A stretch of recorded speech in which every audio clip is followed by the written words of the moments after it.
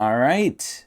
Hello there, ladies, gentlemen, gamers, and fellow League of Legends enjoyers or haters, because I'm honestly on either side of the fence. Welcome back to patch 13.19, where I'm going to go over all the changes and tell you if they're good or not, because I'm the premier League of Legends player, even better than Faker himself. Anyway, it's been a pretty tough day for me. I had work. I know. That's already hard enough as it is. But I also didn't eat that much. So it was a very, very tough day. But I decided to come here with the very little time I had, and I decided to give my amazing thoughts on this newest patch. So, the biggest thing with this patch, patch 13.19, is this is the world's patch. So almost all of the changes in this I expect to not affect anyone at all except the professionals and me, of course, because I'm pretty much better than them. Anyway, let's see what's going to happen in this world's patch. So, welcome to patch 13.19, the official patch for the League of Legends World Championship. It's crazy how fast this comes. I feel like with all the other stuff happening in League, like, it's not all bad, right? Even though I think League has mostly been bad recently, there's been a lot of controversy, there's been a lot of problems happening, a lot of mistakes by Riot. I think a lot of stuff is going wrong, but typically Worlds is like their main magnum opus. It's their coup de grace, if that's the right word for it, which I don't think it is, but it's basically their magnum opus. They will try their hardest, I think, at Worlds to make things right.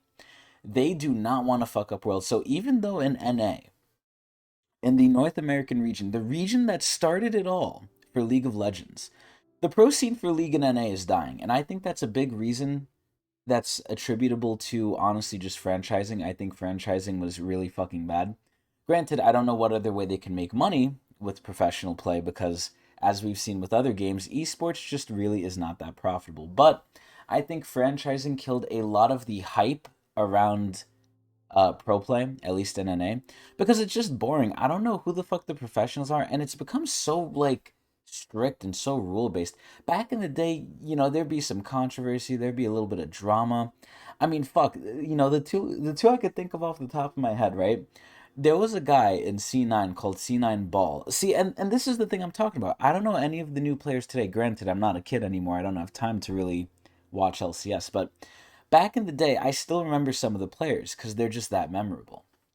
And I'm pretty old. But I remember there was a guy that joined C9. His name was Ballsack. And they said, okay, you can't name yourself Ballsack on the team. So he's like, all right, I'll be C9 Ball.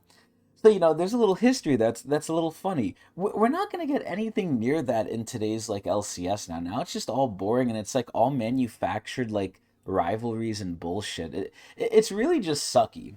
But another story I have is I believe it was Jensen who did this. Jensen, which I don't know if he still plays in pro. If he still does, kudos to him. He's an old man. But Jensen used to actually be a hacker, or is he on EU? I don't know. I actually don't remember. He's either from EU or he got imported or something. But maybe it's not even Jensen. I could be wrong about that too. But there was a player who basically was hacking. But he was really fucking good at the game, but he kept getting banned and he was a hacker. And eventually he was just so good, he's like, okay, fuck it. I'm gonna just grind. And he eventually got accepted into pro play. And this guy was a literal hacker. Like, he would hack people. And I don't know what specifically, but I believe it was Jensen. But, these old players used to have a lot of pizzazz, a lot of personality, a lot of creativity, a lot of character. Now we have nothing but manufactured nonsense. But anyway, Worlds is where it all comes together. So aside from NA failing in many ways, both in the professional scene and in not, I think worldwide, League of Legends is actually probably on the upturn. I know in the Asian countries like Korea and China, and despite my hate for the Asian themed skins because there's too many of them, the pro scene in those areas are fucking popping the fuck off. If you tell someone you're good at League of Legends in North America, you're gonna get fucking laughed at and beat up. Or maybe that was back in the day. Now they'll just be like, oh, okay, that's a little weird. Now, if you say you're a professional at League of Legends in Korea, you're gonna get bitches. Like, you honestly gonna get women on your PP. So you could kind of see the different culture there from here. So I think Worlds is where, ironically enough, NA, we never win anyway. But NA is a very small piece of it. And this is where, because the rest of the world views pro play differently, especially for League of Legends, I think Riot knows that and they want Worlds to be good. And they try and outdo themselves every year. So I'm very excited for Worlds. But anyway, let's see what they're doing for the patch, because I've rambled on long enough and I'm on a budget. I'm on a time budget. Anyway, I'm a working man. Sad working man. Anyway, in terms of balance work, we're doing a final tuning pass on several champions who've had outsized impact on pro scene. So yeah, I fully expect no changes to regular play at all. They might affect regular play inadvertently, but the goal for all these changes has nothing to do with normal me, you, or average Joes like play in League of Legends. They're every day getting at home from work and, hopping on a couple games. Nothing in their mind about that. So, on the pro scene this summer, and otherwise doing more routine balance on champions or builds whose overall power level is out of line. So I wonder if they're going to hit up again Gorge Drinker Shojin, because I know that was an issue, but I think they nerfed it, but I'm not sure. Anyway, in other news, this patch we're introducing new ranked restrictions and ping adjustments to help tackle toxicity. This is something that's a little bit of a funny topic, and we're going to go over it. A new audio accessibility update for global ultimates, that's pretty cool. A brand new skin line, La Illusion. And the Tenfold Triumph Chroma set. I have no clue what that is. We'll also be testing some new introductory bot AI on PvE, so that's cool, because as I've always said time and time again, I think the hardest part about League of Legends, aside from actually playing it, is getting into it. Getting into it is fucking terrible. So they've been trying to improve it over time. I think they've done, just looking from where they came to where they are, amazing job, but where they need to be, they're still not there. But, they're making leaps and bounds towards it. So hopefully one day the player experience on intro and learning the game won't be as toxic and as terrible as it is now. But we'll see. Hopefully they can fix a lot of other problems by then too. So, let's take a look. So, the skin line I'll kind of talk about at the end, but already I like this for a very specific reason that I already kind of mentioned. I always had an issue, and I guess I'll touch a little bit upon it now, but I always had an issue with Riot releasing too many themed skins towards certain themes, especially towards Asian themes. Now, that kind of sounds really wrong. I know what it sounds like, but I really feel like we got a lot of skins just for the Asian region because Tencent. That's what I honestly feel like. It's died down. It's not as bad anymore, and I'm happy about that. But it's like scarred me because I feel like we always got this shit. And they weren't bad skins either, They were pretty good skins. It's just I hated the theme. I was like, bro, enough with this theme. Excuse me. And I honestly think the same thing with some of the themes that are not Asian themed. I think Project, as much as I love Project, I think we've had enough of it. But granted, we haven't had Project in a while, so that's good. Star Guardian, I think it's overplayed. I could see some more Battle Academia skins. Or Battle Academy, sorry. But, the old school skin lines that were always fucking used, like, for example, like I said, Star Guardian and Project, I think those two, need to be retired, too. I think they need to take a fucking rest, which they are. But anyway, we'll go over these skins at the end, because I honestly don't know who they're for, and I don't know what the skins are. And, rest in peace, Surrender 20. I'm going to keep saying it, and I'm going to keep hoping, just like in life, that things get better, that Surrender 20 one day comes back, right? Should really just hire the damn guy to do their news, because that was the best news site for League to date. But Riot is stupid, and that guy is going through some struggles, and I feel for him. I feel like we're all going through some struggles. But anyway, so I'm going to be hopefully one day Surrender 20 comes back, but I doubt it. You know what? Let me actually check right now. Is it coming back, or is it updated? Nope. The last post was November 14th, 2022. And it's not even by the guy. It was by his wife, which I believe they got separated, but I'm not sure. But what a tragic story. Anyway, let's keep going. So, the champion changes. We're starting with Azir. Azir is a very, very popular pro pick. This is where, going forward, I'm going to kind of, I always like to say my opinion on the patch. I guess the specifics of the patch, like the champion or whatnot, where I think they land. This is where I honestly have no clue because it's in pro play. So I could be completely wrong here. And I think I honestly just won't even say anything. Let's just review the changes and see how I feel about them. So, Azir's Q cooldown increase. You know what's so funny? They say Q cooldown increased, but because it's for pro, they have to put this entire paragraph explaining why they did this, even though it's such a simple change. It's fucking hilarious. Anyway, last patch we changed Crown in hopes of nerfing down for pro play, because it's a pretty safe item, while maintaining its power level in solo Quay. That said, we still want to be cautious around Azir taking an overly dominant position at Worlds this year. This is where they want Azir to be played. Azir is a very good person to watch. Azir has like, the main thing with Azir is the Shurima shuffle. Let's be fucking real, right? That's why you're playing the champion. Also because he's good, but also because he's a showmaker. Not related to showmaker, but he is a playmaker. He is a showstopper. He definitely gets the audience going. He has hype moments. They're going to touch champions that have hype moments. This is where I don't fully believe them, and I don't really expect the nerf to be anything crazy, but let's see. So, here's a light nerf to his early laning to open up more counterplay against him. So this doesn't matter because early laning is early laning. I think early, unless it results in a kill, which I don't think this really will. Actually, it kind of does because it affects the E and it affects how many times you can poke or escape. But if you play safe early, you're fine anyway. So yeah, so let's see. Cooldown's going from 12 to 14. I don't consider that light, but the fact that they only changed it early and not later, because again, how long are you gonna be on rank 1Q? Until level 4, right? And then at level 4, it's kind of nerfed a little bit. And then not level 4. Well, level 4 in game, but rank 2 of the Q, it's not that bad. And then rank 3 of the Q, it almost equalizes out. And then rank 4, it's even better. Rank 5, it's nothing. Yeah, I think this is fine. I think Azir is probably going to be massively played, so they just don't want him to be overbearing, and I think that's fine too. I think this is okay. Briar. So I don't think Briar will ever be used in Worlds. I think she's too new, and her kit itself, even if she was too new, or even the fact that she is new, her kit is so feast or famine. It's so troll. It's so like for fun.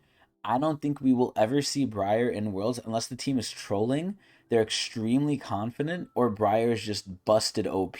I think those are the only 3 times we will see Briar, not because she actually should be played.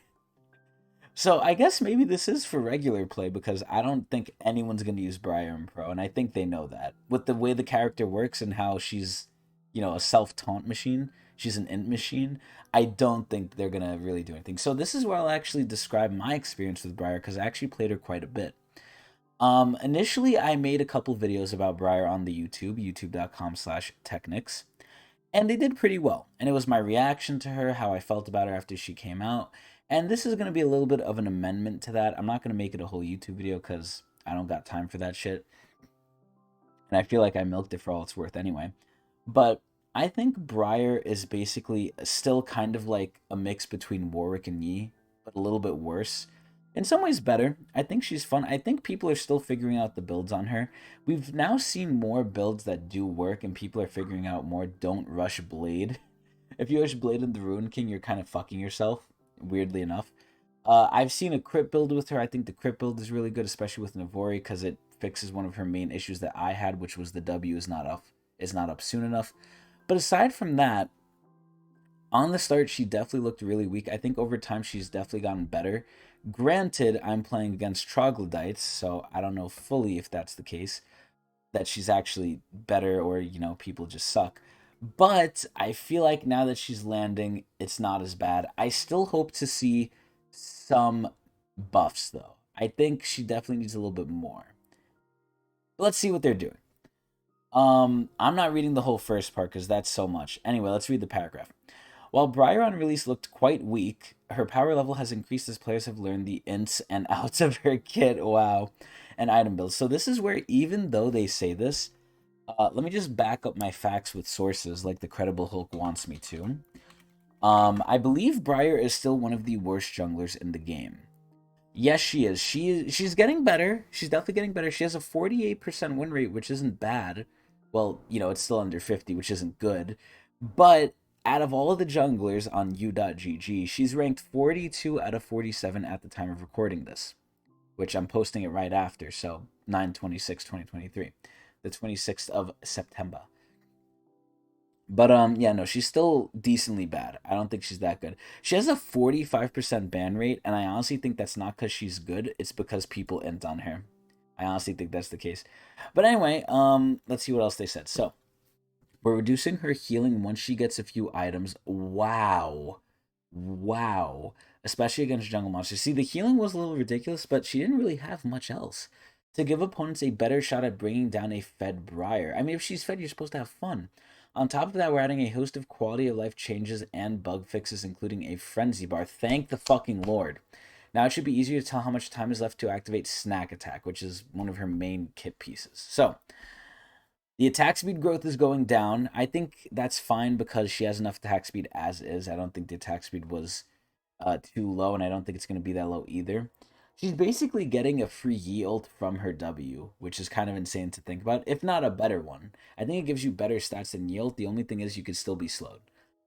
But anyway, her Q. Q is now properly tagged as an attack reset. Oh, okay, so that's quality of life. That's cool.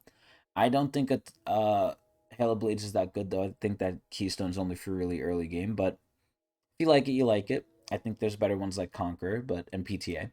But regardless, that's good. Then W added a Fury bar to display the remaining duration of Frenzy. Thank God I no longer need to look at W.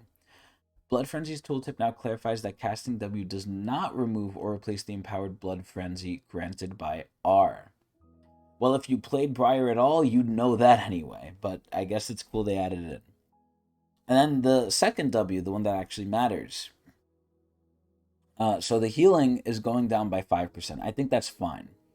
Increased damage against minions and monsters going down by 10%. I think that's a little on the tougher side. I don't think that's very nice, but okay.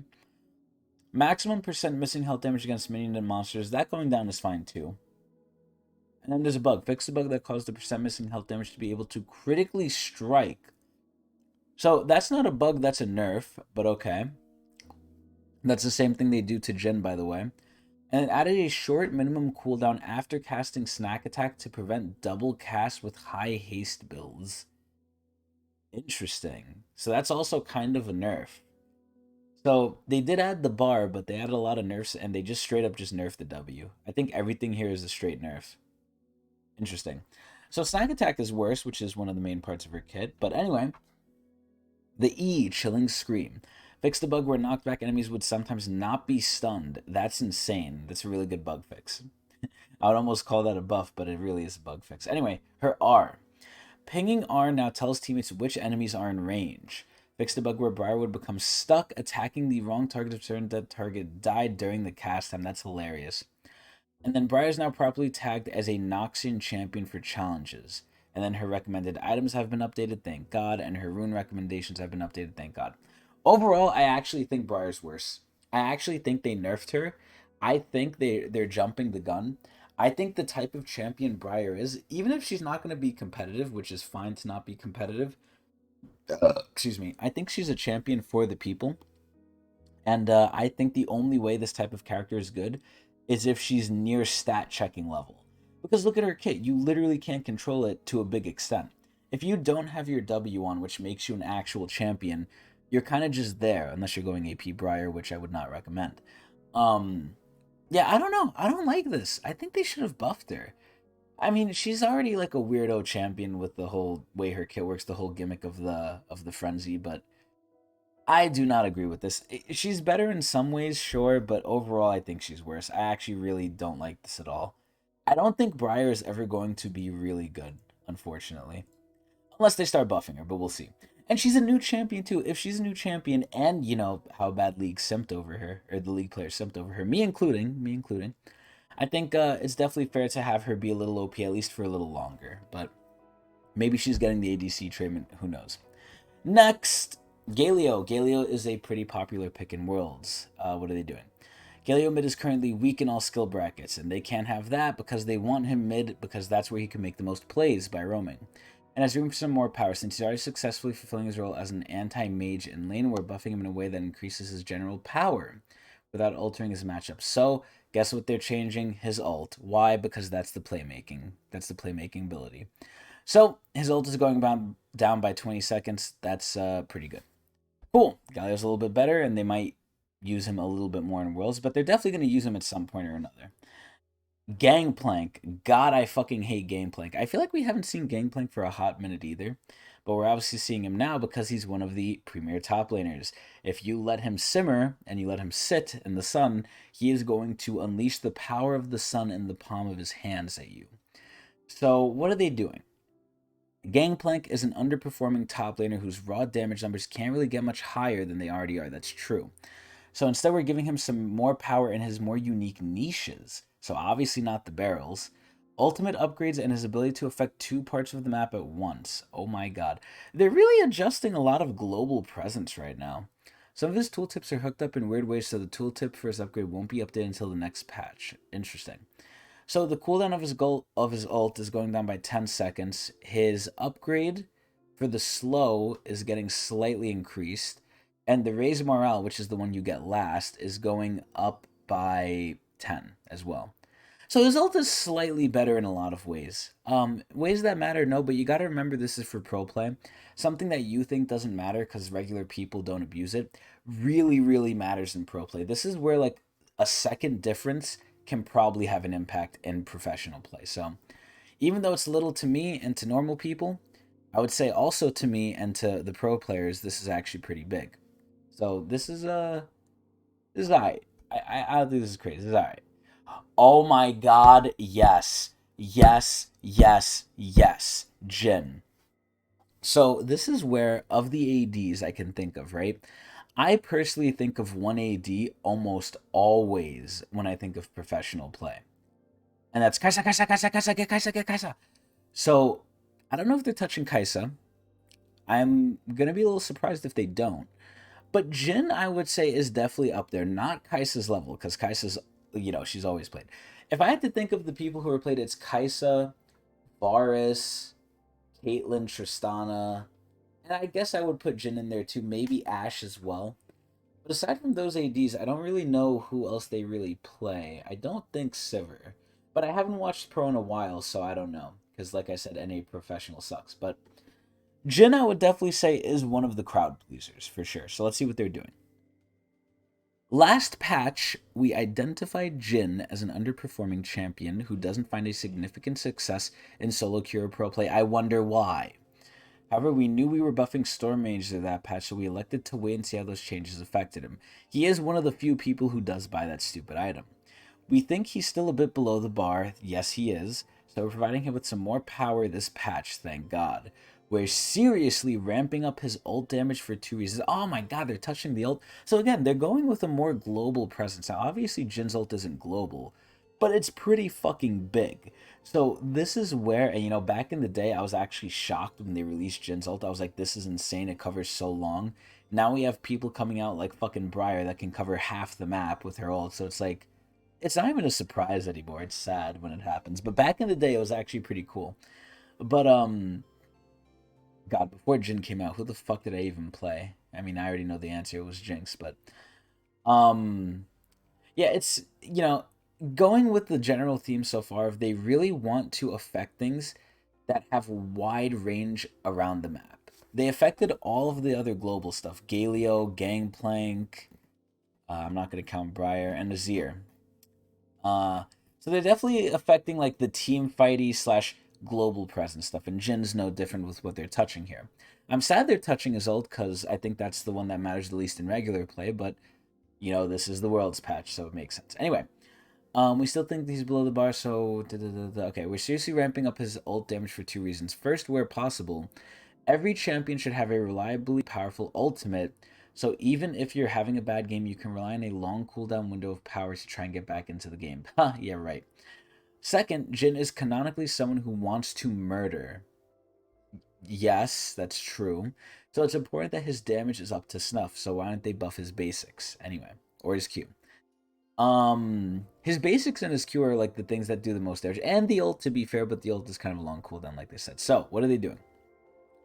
The minimum damage is going from... Oh my god, I see what they did here. This is hilarious. 64, 154, 244. This is pretty funny. It is base damage though, so it's pretty decent. But nothing crazy. But you do have to remember this is on a multiplier the lower the enemy is, especially the last one that could fucking crit. So this is a decent buff. I would say this is definitely a decent buff. The ult is going to be hitting a bit harder. Sad nothing else is, but you know what? Fuck it. We take those. Any gen buff we'll fucking take. Fuck it. This is pretty decent. Mid level buff. Oh my freaking god, LeBlanc. I don't know if they're doing this just for Faker. I don't know, but if I had to make an assumption, even though I haven't seen LeBlanc, and thank God I haven't seen LeBlanc, I feel like because of the whole abuse that happened with Static Shiv recently, because LeBlanc still does it.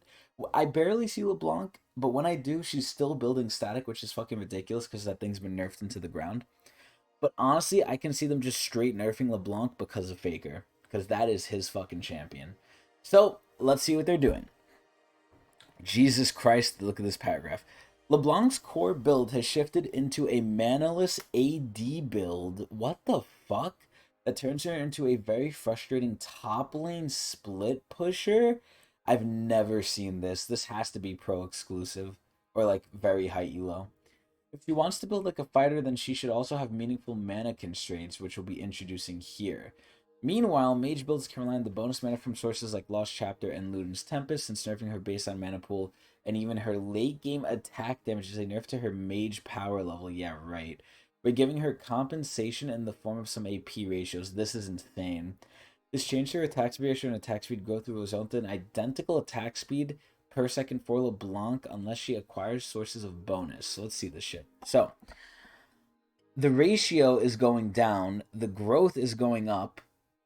So you're not going to get as much effect out of items, but you're going to have the same sort of effect by just leveling. Excuse me.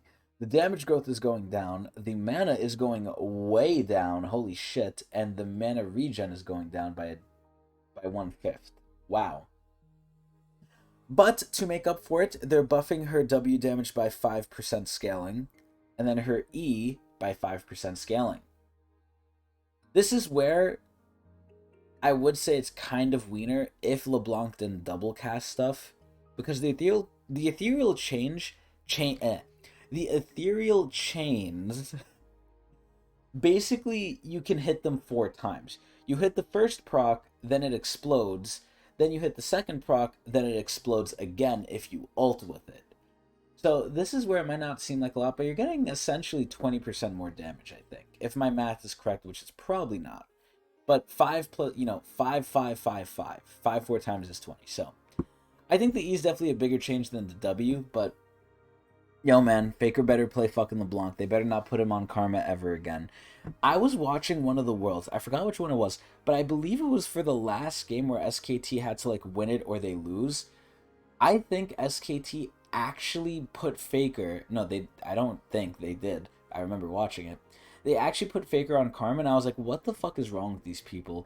They're basically kneecapping Faker so he can't carry, and Faker had to do it because like he's not gonna go against the team. It's so stupid. It's so fucking stupid. Never again don't want to see that. I'd rather see him on a buffed LeBlanc. Even though I don't want LeBlanc to get buffed, because this is a buff, I'd rather this than seeing that again. That was actually sad. And I want NA to win, but that was just like heartbreaking. But anyway, these buffs are pretty decent. Not bad. I knew it. I knew it was coming. I knew it was on its way. The bald fucking blind man has to show his ugly face again in front of me.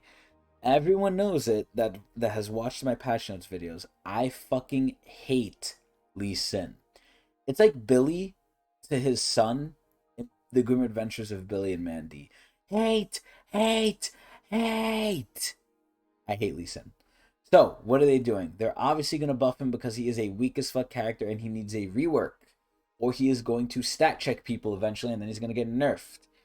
So, this is where, if there was ever a champion you'd associate with Worlds, it's fucking Lee Sin. I think this character is beyond useless. He's Garbo, but god is he fun to watch. People say he's fun to play. I don't see it. I don't take being useless after 30 minutes as fun. But granted, people like Pantheon too. But, yeah, I don't know. Lee is definitely a high skill person, and these people are high skill. So let's see what they're doing. They're 100% buffing Lee. There's no way they nerf him. We're certainly aware of the "It's World's time to buff Lee Sin" memes. Yeah, because they're true. But in all honesty, mostly sim players aren't finding much success in their games at home. Thank God, this guy needs to be reworked. Even in high skill games, we're targeting a mix of guaranteed power via armor and making a button press for Lee more impactful. Interesting. So they're either going to mean the Q or the R, I hope. A short window of 5% Omnivamp is just not enough power to make W2 worth pressing outside of activating his passive. That's very true. Because now we have Briar. Briar's ult literally gives her armor MR and a shit ton of lifesteal. It's not Omnivamp, but Briar isn't really doing, different types of damage unless you're building AP. So the 20% lifesteal, even then, doesn't really feel impactful. And that's 20%. Lee's getting 5%. That's like next to nothing. That's like a slap on the balls, if anything. But anyway, we're giving a silent increase in early power that falls off late game. We're also aware that some players have begun taking him into solo lanes. That's disgusting. Where he maxes E, and this has happened in the past.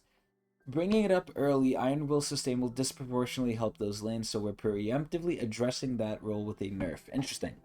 So his armor's going up by 2. This is where it might look a little bit to most people, and I'm going to confirm that it's not that big of a buff. But you got to remember, the lower your armor is, the more benefit you get from increasing it. But mid 30s isn't necessarily low. I would say 20s and early 30s, it's way more impactful adding 2 armor. Mid 30s adding 2 armor isn't that big a deal. But it's something. Anyway, the lifesteal and spell vamp is getting nerfed by 1%. I thought they just said it's not enough. Okay, interesting. And then the E damage is going down as well. I don't understand. Oh, they buffed the lifesteal and spell vamp early on the W and nerfed it late. Okay, Lee Sin's still trash. And he got nerfed. I think he's worse off after this. At least the W is, or at least the E is. Yeah, I think he's not really net neutral. I think he's slightly worse personally. I don't think the tumor is really gonna matter that much. But yeah, Lee Sin, everyone. Yeah, I don't really take that as too much of a buff. If anything, at best he's neutral, personally. Lissandra, weirdly enough, is a champion that's never really played except in pro play because she's so. I don't want to say she's hard to use. I think her kit just kind of kneecaps her. I think she's just close range, and you have to really know what you're doing. You have to be good at the game, essentially. But I feel like they should buff Lissandra, but just because she's, even when she is used by pro, it's really hard to use her, and she doesn't do that much. But let's see. Lissandra's been on thin ice in terms of power, both in solo queue and pro, to increase her power as a counter pick against champions like LeBlanc, Fizz, and Akali, which are very mobile. We're slightly increasing the root duration of her W. I actually think this is a pretty good buff. The intention is to increase her advantage against champions who need to get up close to trade with her while not affecting other matchups. That's true. This is where the root duration is going up by 0.15. I think that's really, really wiener, but it's a buff, but it's kind of wiener. This is a very, very small buff. Nunu! I wonder if we're going to see any like hard nerfs. I doubt it, honestly, but let's see. Nunu and Willem. This guy is the counter jungle king. So let's see what they're doing. AP Nunu is quite popular despite not being very strong. Don't tell Keshwe that. This patch, we're giving some love to a well-liked off build, as Tank Nunu is performing just fine. I actually agree with that. I think Tank Nunu is in like an okay spot. Ready for some extra magical snowballs. Interesting. Interesting verbiage there. The choice to buff Snowball Barrage here is to create some tension in AP Nunu's combat, because they definitely can't buff the ult. The ult is fine. Their ultimate and W Snowball already deal a ton of damage, but AP Nunu could be more than just a burst mage. Old AP Nunu was not a well, he was a burst mage too, but he was also a I'm going to chunk you down with mini nukes over time champion, and he was really, really fun. He was point and click fun, and they got rid of that. The E is definitely not what it used to be. Requiring him to remain in close range to get maximum power of buying AP should enrich the gameplay. Excuse me. So this is where I believe if you're building AP, you're already squishy as fuck on Nunu anyway, so you should get a benefit out of it if you're able to land everything. So I fully agree with Riot here. Let's see what they're doing. Magic damage per hit is going up by 5%. So I guess that's like a total of 15 technically. Maximum damage total is now going from 90 to 135. Wow. Wow. And then if you root them, it's to 215. scaling. That's insane, actually. What the fuck? Wait, what? I mean, granted, this is where maybe a lot of people don't hit every snowball, but wow, that seems like a lot. Holy fuck. Because you do a barrage of 3. You do do do do do do do do do do. So I think you hit them 9 times. And then if you hit them 9 times, they also get rooted, I think. Damn, that's a lot. Holy shit. Wow. I did not know it was that much. I don't think we're gonna see AP Nunu in Worlds, if I'm just, taking a guess. I'll be shocked if we do. But I think this is just honestly for normal people. I'm actually surprised how many changes now. I feel like we've gotten 2 changes to normal play instead of just strictly pro. Because again, I don't think pros are gonna use this. Pike, he is another great audience viewer champion. So what are they doing? Pike has been lurking below the surface recently and is not in his usual I'm fine being underwater sense, but more like he's just not quite where we want him to be in terms of power. I actually agree. I think support overall is just kind of weak. I think they need to buff it more. And actual supports, not the shitty fucking fucked up ones like Lux or Zillion or Xerath or Brand or Zyra. Fucking disgusting. So what are they doing to Pike? To give him more power without making his damage too oppressive, will be increasing his mid to late game survivability. We intend to give Pike an alternate ability max option. What? For W for lanes where he won't be aggressively using E as much. If you're not aggressively using E, what the fuck are you playing Pike for? What? Mid to late game? The fuck? Anyway, his health growth is going up from 104 to 110. That's not bad. And then the W cooldown is getting buffed if you're maxing it by about 2 seconds. It's actually pretty good. I think that's decent. Pike is already annoying enough in his W, and now he's going to have it more. I think that's a pretty decent buff. Not bad. Next, Rek'Sai. This is where I really feel like Rek'Sai is a feast or famine champion. If she's good, she's really good. If she just doesn't have the numbers, her kit won't make up for it. Like, I feel like she has to be a numbers person. So I'm expecting a lot of number changes here because I feel like Rek'Sai is weak as fucking shit. But let's see. Rek'Sai gained a lot of power with Stride Breaker buffs a few patches ago, so we're taking another swing at bringing down her power level. Wow. I feel like Rek'Sai is not good. But again, maybe this is because I don't watch pro play, I haven't seen her. Instead of primarily targeting her early damage, though we are providing some small changes here, we're targeting the power level of Burrowing, with which high MMR players use disproportionately well. Kind of reminds me of the old Asol, but anyway. So, as she's not nearly as strong in her other skill brackets. So let's see. So her maximum heal is now going to maximum health instead of flat health plus maximum. Oh no, it's not flat health. Well, it's literally just you're getting 10, but it's staying to maximum as well. I see. So that's a little bit of a nerf. Interesting. Her Q is also going a little bit down early. Interesting. Her W, her bonus move speed is going down to, I think, negligible levels, especially to what it used to be. That's kind of ass. It's literally getting halved. Wow, if not worse early. Jesus Christ. Unburrow is doing more damage, but oh my god, okay, it's actually a good bit more damage. Wow. So if you can actually hit the Unburrow, it actually does a decent amount more. Almost double, honestly. Holy fuck. Wow. At least later on, not early, but okay. I thought they were gutting Rek'Sai with this new W on Burrow thing. I think it's more neutral. I honestly think it's more neutral. Maybe bordering on not that good. I feel like Rek'Sai's just not that good either.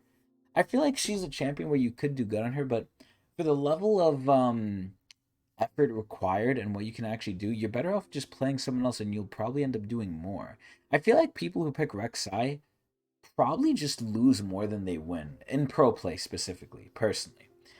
But yeah, I think Rek'Sai is neutral, if not a little worse. But I'm surprised they did the W on Burrow. That's pretty good. Renekton, this is a staple of Worlds because they want to have top lane dominance. And if you get top lane dominance, you are more likely to win the game because the early game very much matters. So what are they doing? Renekton has been performing particularly well in high MMR solo queue. And he's also getting a new skin soon, so I'm assuming they're not going to nerf him that bad, but it sounds like they're nerfing him. He has a very high elite pro pick rate due to his safety and consistency as a blind pick. You ain't beating Renekton early. So we're targeting his base MR to make him more vulnerable to certain matchups such as Gwen, Ken, and Rumble. Let me tell you this. Early game, Gwen will do nothing to Renekton. So I don't know what this really changes. Maybe I'm stupid, because like I said, the lower MR you have, the more it's effective, both ways. Um, so maybe this could actually give a decent amount more damage, but I really just feel like it's a kit difference. I feel like Gwen has no chance. Kennen maybe can kind of annoy him and pace around him well enough if he has spacing correctly. Rumble, I feel like is a mix between Kennen and Gwen. If you can space correctly with Rumble, you're fine. But I can also see Rumble getting ripped out of his mech and his ass eaten by the alligator. So or the crocodile, depending on what Renekton is. But yeah, I feel like this is kind of wiener. Yeah, wiener nerf, wiener nerf. Renekton's still good. Syndra. So this is one of the big burst mages of the mid lane. I can't really think of other ones aside from Zoe Veigar, that might be used in Worlds. And Veigar, I say very sparingly. Zoe, not really much anymore because she's kind of hard nerfed. Syndra's definitely there though, and I could definitely see Faker going Syndra. Syndra is a really good pick. I feel like she's not bad. I feel like she could use a little bit of a buff, but I feel like she's not in a bad spot. Just a lot of people just don't play her. I feel like she's not that easy, so people are kind of dissuaded from her. Same thing with LeBlanc. I feel like LeBlanc is pretty good too. If you're good at her, she's definitely harder. I think LeBlanc is definitely harder than Syndra. But I feel like Syndra definitely does keep up in certain ways, especially with just raw damage in AoE. Like, Syndra is stupid. I think it's just, her issue is she takes a little bit of time to get going. But let's see what they're doing. Syndra is an iconic mid lane champion who has historically been stuck in pro jail. That's hilarious, but true. Thankfully, her update in 12.19 has given us space to make her strong in the hands of the most players without being a pro play problem. With this newfound power budget, we'll be increasing her Q-based damage slightly to help her get early lane priority. Interesting. I feel like that was the only time Syndra was able to get countered was early game, because once mid and late game hits, Syndra's like a force to be reckoned with. So I feel like early game was the only time she kind of had any level of weakness that could be exploited. And the fact that they're buffing that is a little scary. But let's see. Maybe they really want Syndra to show up. Because again, it's in Riot's best interest to make Worlds a very interesting viewing experience, which is why they're buffing Lee Sin. Well, quote unquote buffing, even though I don't think that's what that was. This is where, Riot could definitely go a little crazy for the pros here, just because they need to have Worlds be good. If Worlds is not good, I think entire League just comes tumbling down. Well, not entire League, but most of League. They still got the skins, even though those are getting ruined too. But anyway, let's see by how much they're buffing it. Magic damage is going up by 5 base damage. And that seems to be it. What a wiener-ass buff. I really talked this long for nothing. Man, what the fuck? Oh my god, yes, Twitch. A second ADC change? If they nerf any ADC, I'm going to call bullshit. ADC is not good. If they nerf Twitch, they already buffed Jhin, right? They need to buff Twitch too. I'm so ready. Let's see what they're doing. In a routine sweep of champion viability and satisfaction, we identified Twitch as a champion that isn't necessarily weak. That's very true. Twitch can be very strong, but could use some quality of life improvements. Oh, really? We think Spray and Pray is the coolest part of Twitch's arsenal, yeah, and it's the one that people go crazy over when they see him get a penta. And want to play up the difference between R being up and R being down. That's a little weird. The change here is small increase to the reliability of his ultimate, as it'll be less likely that someone simply walks sideways. Walking sideways will dodge the bolt. Oh, I know what they're saying. Okay. Plus, he won't feel as much of a need to be in melee range just to make his attacks hit. I mean, I did that just as a flex. Twitches do that when they have a big fucking cock out. His attacks are still flashable and other fast dashes can get out of the way, but Spray and Pray will be a bit more reliable. So this is... Oh, hold up. Nah. Kainishta. Alright, cool.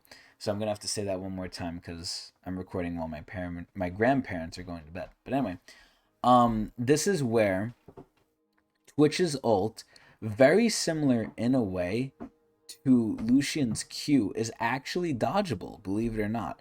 Normally, auto attacks are not dodgeable unless you're Kalista or Zeri. But Twitch's autos in his ult become projectiles that have travel time. They're not, just point and click like it's gonna hit you no matter what. So I've actually had instances where I'm autoing and it's literally just straight missing, and it was like, what the fuck is this bullshit?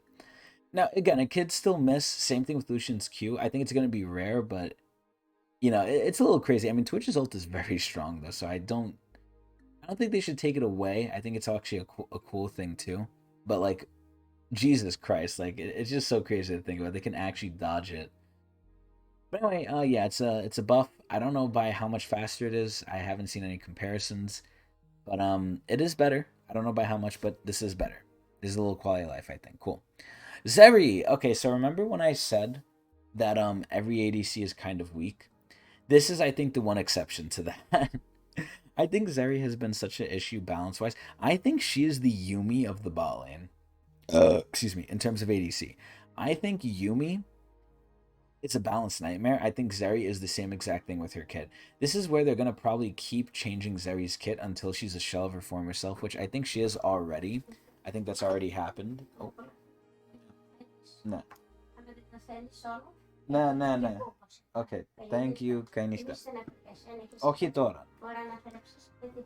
Alright, so let's get back to it. My family's telling me not to worry about the future, but regardless, we have to worry. So, Zeri, as we were saying, Zeri is like Yumi, where she's just a balanced nightmare. She really just has a lot of issues, especially in the hands of Pro, because her kit is just straight up broken. Or at least it was. It's not as bad now, and this is where I think now they can really adjust her numbers. They kind of really did put her kit lower in the ground than it was, and I think it's made her less unique overall. But I think it was kind of needed. Zeri is a little bit of a nightmare. So, what are they doing?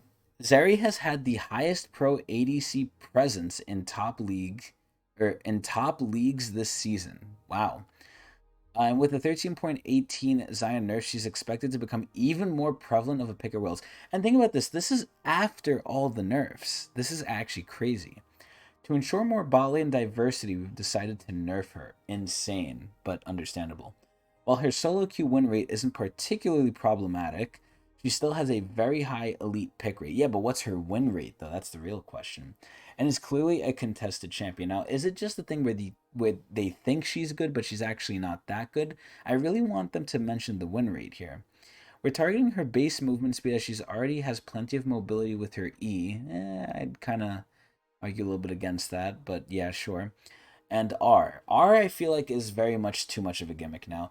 In the beginning, it actually mattered, and we saw the clips where Zeri was zooming, in mid lane, just beating people to death while no one could touch her. I think we're never going to get to that point again, because not only do you have to build crit to do that, which Zeri doesn't like to do always, but the amount of stacks you get now is a lot lesser, where you're supposed to crit to like get any relevant amount, and the amount of time you need to get to anywhere near that level is too long, and it's just not realistic anymore. At that point, you're kind of like Callista, where you're just like pumping things in, and by the time you get any sort of worth out of it, the fight should have been over already, or it maybe even is. So I think Zeri's whole mobility with R is kind of very much in the gimmick area, and I think them using that as a sort of arguing point is a little disingenuous, but that's just me. Anyway, her base move speed is going down by 5. That whole thing, all that explanation just culminated in 5 move speed. Fucking amazing. But anyway, yeah, this is where, like I always say, move speed is actually a sleeper, pretty big change. It affects a lot of things. If you can run away, if you can get to lane faster, how fast you can roam. Mostly for running away and in combat, but this is where, even though it's small, it does kind of matter. But yeah, 5 move speed. This is not negligible, but around smallish. Around small. It's not too bad. Not too bad. I'm glad this is the only thing they touched, because I still want Zeri to be okay. Randuin's Omen. So now we get to the items. I feel like Randuin's is never fucking bought, so they have to buff it. Some items are highly specific in their niche. This is where you could buy Randuin's every game if there's an AD on the enemy team, which, sadly enough, not always is there. And that's perfectly fine. However, it's important that these items are strong in their appropriate game states. Randuin's Omen should be the go-to anti-crit item, aka the anti-ADC item, but its price and overall efficiency make it bad. Even when the opposing team's champions suggest it should be good, a 10% cheaper Randuin's Omen should make it the best in slot when critical strikes are the primary damage you're receiving without becoming the default tank armor item. Interesting. Well, because of the passive, it really should only. I mean, I know it has the passive of just reducing damage overall too, but even if you make it, a great cost, the passive itself should just make it so you're only really getting use out of it with ADs, because there's other items, right, that give same amounts of armor and health, but their other passives kind of put them above it. So this is where I think it's honestly fine. I think they're a little bit too scared that Randuin's is going to be used by any relevant person, even though it really hasn't been for a while. They don't want to they don't want to see it have its time in the sun, I think, but they gotta buff it. So it's buffed. Cool. Seeker's Arm Guard. The fact that we're buffing like a component, I feel like Seekers is always getting changed, and because I think Seekers is actually really fucking good. For some reason, they made Seekers scale. So when you buy Seekers, it gives you base stats of AP and armor, but then you can kill things to get even more, I believe, AP and armor. Maybe just armor, but I don't remember. But you get more stuff as you just keep it. So it kind of pays for itself. It pays dividends essentially. It's kind of crazy. But I feel like this item's always getting changed, and it's not even an item; it's a component. Low price reactive purchases should be solid options that let you slightly delay your offensive buildup in order to slow down threats against you. They're not meant to turn you invulnerable, and remember what I said, early game armor matters a lot, even little amounts of armor. But meaningfully shift how easily you can be killed. If these items are strong, players should be willing to buy them sometimes without them being default purchase. So basically what they're saying is Seekers is bought too much. So, let me see. Wait, no. Is that what they're saying? Hold on. Right now, Seeker's Arm Guard is below the bar set by items like Hex Drinker and Bramble. I feel like no one builds Hex Drinker. Bramble, of course they build it. Hex Drinker, I barely see it. This is a small buff aimed at making the occasional detour into early armor worthwhile for mages. So this is where you kind of have to understand. In a mage versus mage setting, this is almost practically, I don't want to say it's useless, but you're definitely not getting as much benefit out of it. But it's so rare, I think, for you to be going against AD mid. Like, you're probably just going to go against mage versus mage, or AP versus AP, rather. Where Seekers doesn't make a whole lot of sense. Excuse me. Even though I think you could still buy it and not be too bad off, because the armor isn't necessarily wasted, I think there's other items that are kind of better. And you shouldn't even be building this that early either. But anyway. I guess Seekers is slightly better. I thought it was always pretty good though, but that's interesting. And then Static Shiv. This item has always been an issue. Everyone knows my opinion of this item. This item is not the old static, and it was abused by AP champions when it was meant for ADCs. And it got giga nerfed, and I see barely anyone building it now except for some reason still a Blanc. So what are they doing? Static Shiv was modified in 13.18, lowering its minion damage and increasing its stat profile. So again, taking away the actual soul of the item. They're just making it more of a stat stick, less of a creative item. They're lowering its creativity. These changes landed a bit higher power than we intended, so we're once again reducing its anti-minion power, which was the main thing it was supposed to have. So I don't know what it's supposed to be good at. It was okay at, poking champions, and then people figured out, hey, if you build AP, it's really good. And then it was clearing the entire wave too, and they're like, okay, we don't want it to poke, it can clear. Okay, it was clearing too good. Okay, we don't want it to clear, we don't want it to poke. What the fuck is it? It's just a stat stick item now. Like, or that's what it's going towards, at least. So electroshock damage to minions is going lower. I think static just sucks fucking cock, but whatever. Maybe in pro play, clearing the wave really is that, important. Tell me, Briar. Briar's getting buffed for ARAM, nothing else really matters. OS minimum spec update. Starting with patch 13.19, our minimum Mac OS requirement will move to 10.13.6. So this is going to affect about 300 players, they say. And I was actually going to make a joke about that. I was like, oh, like for the 5 people this affects, but it's not 5, it's 300, which is still pretty fucking low. But yeah, for you Mac users, get ready. Behavioral system. So I'm actually going to read this. So behavioral system. So recently, and by recently I mean probably over the past year or two, I would say, Riot's really been gung-ho about combating like toxicity, making the game better, and by doing this, I feel like they're entering into the territory of overly restrictive. This is a game where you can't call someone a bad word. And I don't mean the traditional bad words of, the F word or the N word or anything, which, we all know those words. I'm talking about like just calling them like a stupid head or something. Like you can't even call someone like a stupid caca head or some nonsense like that. You could very well actually get banned for something like that, which I think is actually insane. This is where I think League is going too far into the realm of like, hey, you know, stop being mean. Be nice to people. And I'm like, oof, now we're getting a little now we're getting a little spicy, I think. Now we're getting a little crazy. But Riot really wants to combat toxicity, and you know what? Honestly, a part of me can't blame them because this is League of Legends. League of Legends is very fucking toxic. So, let's see what they're doing. Ranked solo duo tends to be the queue with the highest rate of disruptive behavior. Yes, the added intensity of every game mattering is fun, but sometimes the pressure proves to be too great. We want to give players who are feeling the pressure of the ranked environment a way to reconnect with a more relaxed version of League of Legends. When did this exist? While at the same time introducing a penalty that is hard to work around by switching accounts for a week. Interesting. So what are they doing? Now, when receiving penalties for disruptive behavior, you can receive ranked restriction in addition to your other penalties. These keep you from playing ranked game modes until you clear them. Get rid of your ranked restrictions by playing 5 games of a non-ranked mode. Oh, I remember this too. These queues include blind pick, draft pick, ARAM, and the rotating game mode. So basically, it's basically like you're in timeout, and until you say sorry, you can't be let back into the playpen.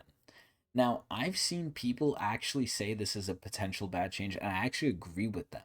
So this is where you have some toxic fuckwads in ranked, right? We all know they exist. We all know there's people who only play ranked. They only get on the game to like be hard stuck silver forever and complain to their teammates that it's their fault. Now, these people are going to get this restriction, and they only want to play ranked. They don't care about anything else. So now, when you restrict them and you force them to go into these other modes that they don't care about, all it says is play games. It does not say win. Now, if it said win, I think that would actually be a worthwhile restriction. I think that would actually put people in their place because you can just go in and troll regular games, which is probably what these people are going to do. Because if they're already hard stuck silver for the majority of their life, they're not going to be going into normals when they don't want to, when they're forced to, and be trying to have a good time and win. They're just going to try and get it done as soon as possible, which means running it down and having you surrender.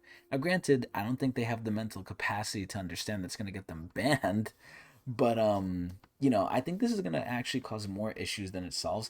I think the requirement should be winning. Now, winning makes this a lot harder, but listen, we need to have tough requirements. If you get this thing, you need to make sure you're scared of it and it actually matters. Now, this is where maybe have it be 3 wins instead of 5 games because wins are harder to get in games. You could literally go on a 10-game lose streak, or 5-game, I guess, is more realistic. You go on a 5-game lose streak, and at that point, you're still no closer to getting into rank. But this is where I think it's worth it. I think the punishment should be severe, and you're not necessarily losing anything, but you gotta win. You gotta fucking win. So maybe like 2 games, 2 or 3 games. Obviously, it could get worse as time goes on. They could just make it like 2 games at first, and then if it happens again, 5 games, and if it happens again, make them win 10. At that point, Jesus Christ, they're gonna be suffering. But I think the way it is now, I can understand the intention. I just don't agree that this is good. And then finally, we have some ping adjustments. So I'm pretty sure I know what this is. And again, this is where it's going into it's going into Riot kind of being too coddly. Like they're coddling us too much. They're protecting us. They're big brother. Like, oh, you guys can't use this. It's gonna hurt you. Like, this is so stupid. But let me see if it actually is what I think it is. So in an effort to alleviate some of the toxicity players can face in their games, we've developed some new functionality that allows us to adjust the recipients of pings. So, self pings, enemy pings, and neutral pings are unaffected. We're changing the behavior of pinging allied states. We think it's important that you can quickly understand exactly how long it'll take for an ally's ultimate or summoner spell to come back from cooldown, but a significant segment of players ping their teammates' death timers and the like for non-constructive reasons, and we think the game as a whole would be better without this. So, I think something very similar to this is seeing who started the surrender vote. They took that away. Now, granted, I think this is actually a lot more nuanced than it seems. But before I say anything, let me read the rest. In this patch, we're tuning every ally ping to display only to the pinger, so that they can gather whatever information they need without abusing the feature as a means of harassing teammates. We also have work in progress for the bait ping that is nearing completion. That is so fucking funny. That is so funny. For those of you who don't know, the bait ping is a little fishing rod hook, and people were using it to basically tell people to KMS, off of like a rope. We'll monitor the player feedback and behavior to see if we need to make any updates going forward. This is where, again, you just really can't say or do anything that might be considered offensive. I think Riot is becoming too fragile. I think they're adhering to people who are the vocal minority. And, it's sad to say that because it kind of sounds like I'm encouraging bullying. I'm not, but we're also getting into an environment where, like, people are going to be so scared to do anything or say anything, and it's actually affecting way more than it should. I think we're going into just unhealthy levels of stuff, but I could be wrong. So to kind of say this, right, this is where they took away who started the surrender vote. I think all these things are very, very nuanced, and we can have whole video discussions about these things, but just to kind of touch on the topic a little bit, I think that them taking away who started the surrender vote is a fine change, because it should not really matter who starts the surrender vote. Obviously, knowing it's the guy who's like 0-20 changes a little bit of stuff, but at the end of the day, it really doesn't change much. Knowing or not knowing who does the surrender vote, I think, is fine. But this is where, and even though I do somewhat agree with Riot, again, even though I agree doesn't mean it's right. So this is where I think the majority of the time, when you are pinging someone's portrait, if they're alive or dead, you're using it to flame. I've seen it mainly to flame. Now, I've seen times where someone has a good play, and this is the main argument people are making, where, oh, if someone has a good play and they kill everyone on the enemy team, you'll ping them. Like, oh, they're alive, right? You'll kind of ping them to show, like, hey, we noticed you. That happens, sure, and it feels good to happen, but let's be fucking real. Let's not beat around the bush. A majority of the time when you're pinging someone, if they're alive or dead, it's because you're trying to flame them. Now, granted, even though that is the case, I don't think it's that bad. I think if you're getting really upset from the fact that they're, pinging if you're alive or not, I believe if there's not already, they could add this, but I think this is in the game already. I don't fucking use it because, again, for lack of a better word, and I don't mean it fully this way, but it's like being a baby. It's like, okay, is this really affecting you that bad? Do you have that thin of a skin? But this is where I think you could just mute it. If it's that much of an issue, mute it, or just have it be permanently off on default, and then people will have to turn on. So the people who want it on have it on, and the people who don't know any better or don't want it on have it off by default. I think that's perfectly fine. But the fact that they're taking away again the choice and they're just pushing it onto you, I think is really bad. Even though I agree it's used most of the time to flame, I think the flame is just, it's just like an annoying poke. This is where, I mean, nowadays people get upset over everything and they get crazy. So maybe it is a good thing that they're doing it. Maybe just people have gone, less tough over time, which isn't a bad thing. I'm not saying, or sorry, which, could be a good thing. But, it's just a little weird for me. I think personally this is going too far. That's just my 2 cents on it. But, let's see. Ping NAI for information on the scoreboard UI now only displays information to the pinger. Interesting. I think that's so stupid. The following pings have not been changed and will still be displayed. So pinging your own information in the scoreboard, pinging neutral and enemy information, such as, dragon timers and stuff, and your portrait. Okay, cool. Accessibility update. What the fuck? Why is the text so big here? If a Scion ults in you in the jungle and you have no sound, it definitely still happens. That's why we are introducing our newest accessibility update, Champion Sound Notifications. These callouts will help you spot key champions' abilities whether you are playing without audio, if you're just engaged in an epic duel and can't hear. That's very, very interesting. So they actually have something similar to this in Fortnite. In Fortnite, they have visualized sounds. And I think if you play without these in Fortnite, you are limiting yourself. You need to have these on because it actually lets you know where people are. Even, sometimes when you hear it, sometimes when you don't. If you don't notice it, if you don't, if you're not paying attention, or if you honestly just can't hear it. There's times where I can't hear shots, but I see the marker for it, and I know what it is. And this is furthermore in Fortnite, they actually give you a lot more information than they're, I think, supposed to. This is where in Fortnite you could tell what's a chest, what's a person running, what's a llama, what's this, what's that. They have a specific icon for every audio cue almost, to where you know exactly what is happening where you wouldn't normally know it unless you're looking at it. It's actually crazy, and I think kind of just, if you don't have it on, you're losing out. This is where it sounds like they're doing that in League 2. I think I will have this permanently on. I think there's no reason not to have this permanently on, even if you can hear. And I think, it's good. It's a good thing to have, definitely for the people who can't hear or don't play with audio. But, excuse me. Even though I think it's needed, again, I think this is still right, unlike the other change before this. Even though it's needed and it's right, I think we're still going down a slippery slope where if you're making things more accessible, is it necessarily making things too easy? So it's a really hard argument. It's very nuanced, but I think this is good overall, and I'm definitely going to be putting it in. And then intro bot test, and they're going to make the bots better. Cool. They're going to be using Chat GPT on them. And then bug fixes and quality of life. I don't know why they actually fixed the freaking the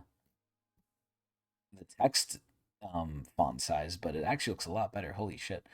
And then finally the upcoming skins. So, as I mentioned in the beginning, we have a new skin line. I'm sick of the old skin lines, not just the Asian ones, even though I portray a lot of Asian hate, at least with the skins, not with anything else.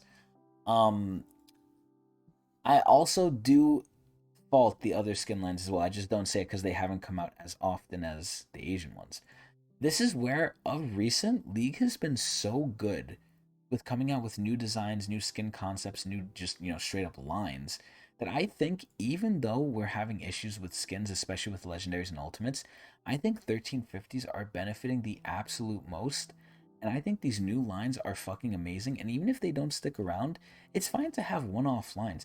Personally, just looking at these skins, I hate that it's for Nidalee. Oh boy, another Nidalee skin, right? But this is definitely Spanish themes. This looks amazing. This is like, Dia de los Muertos, Day of the Dead. Like, this is really fucking cool. La Ilusión Renata Glass looks fucking sick. Let me see the full splash right. Yeah, like, oh my god, she looks fucking crazy. It looks so fucking cool. I think this line is very, very good. I haven't seen the end games, but I can only imagine. Like, the splash arts themselves are going crazy. Literally, Ziggs looks like one of the little skull candies you'd get from, like, the Day of the Dead. It looks so cool. La Lucion Kiana, fucking beautiful. What a beautiful lady. It's such a shame that she's a bitch. But oh my god, she's so fucking sexy. But yeah, the Kiana skin looks good. The Ziggs skin looks alright. Ziggs kind of looks like a dinosaur a little bit, but whatever. Renata looks amazing. Nidalee looks pretty good. Draven almost looks like a Worlds skin, because next patch we're getting Worlds Renekton, and it looks very similar to this, because every time a team wins, they always have the blue theme. It's usually an Asian team. But yeah, Draven skin looks pretty good. He looks like insane. Like, this looks very, very good. I'm curious to see the end game, and this is where one of the few positives to come out from Surrender at 20 shutting down is I'm actually surprised by things again, which I very much like. And we're actually getting a Gnar skin, which is insane. Typically, Gnar skins have been pretty good. I believe the last Gnar skin we got was Astro. And I think Astro or Alien, whatever the fuck it is actually really fucking good. That's an amazing skin. So I can only imagine this skin's probably even better because it's more recent too. I'm very excited for these, even though I'm not gonna, open my massive loot vault. And then we have Prestige Renata Glass. So even though I'm not going to open up my massive loot vault right here, which I forget to show off every other time, but here it is. Here's all my loot. One day I will do an unboxing for. You can see it's a lot of shit I'm saving up. A lot of shit. But, aside from the day that happens, I think even though I'm not going to get any of these skins, I think these skins are pretty fucking good. At least splash art-wise. I mean, god, the Kiana one is so beautiful. And I don't think there's a legendary in here, but that's honestly fine too. Yeah, like, look at this shit. You can see the end games here. I personally like, oh my god, okay, the Ziggs one is actually really good in game. Holy shit. That almost looks like a Halloween skin, which, pretty soon we're supposed to get too. Oh, and we also got the Triumph ones too. Wait, let me see these. What is this? Okay, so the Triumph ones are literally just, excuse me. They're kind of just golden-ish, which is weird. But okay, I guess. I mean, who the fuck asked for these? But yeah, I guess that's cool. But overall, that's the patch. These skins look amazing, and I'm excited for the new line. Definitely kudos to them for that. But overall, in terms of the actual patch, I wasn't expecting much. So, in terms of what they're doing, I think it's honestly fine. I mean, I really don't like that they pretty much nerfed Briar overall. But everything else kind of made sense for the most part. I mean, it's in line with what a Worlds patch should be. I'm judging this on how it is as a Worlds patch. They didn't change, in my opinion, that much crazy stuff. It was well within the bounds of what I was expecting. But overall, I would say this was not a bad patch. I would say for what it was trying to do, for it being a Worlds patch, I think it's fine. I'm not gonna ding the patch, or maybe I should. Fuck. I don't want to ding it for the behavioral system because we got to see how it lands, and that's again a very nuanced topic. Um, honestly, I think overall, I'm really trying to think. I'm gonna rate this patch 6.5 out of 10. 5 is neutral. 5 is a neutral patch. 6.5, it's not neutral. It's okay. I think it's an okay patch. It's not great. It's not too good. It's not bad. It's slightly above neutral. I think there was some stuff I don't understand why they nerfed, again, Briar being one of them. But other stuff pretty much made sense. Even if I didn't agree with it, it pretty much made sense. Yeah, I would definitely say 6.5 Marc Merrills out of 10. So that's pretty much going to be the patch. This is also a big advertisement for my Twitch channel, Twitch TV/Technical channel. Please come over there and watch me, and we can be happy and or sad together. Because even though I have the mask of happiness, I am very sad. But anyway, I hope everyone enjoyed, and I'll probably see us in 2 weeks where they start fucking up the game again because they're not going to touch Pro Scene until God knows when. But anyway, hope everyone enjoyed. 6.5 Marc Merrills out of 10. Come to my Twitch stream.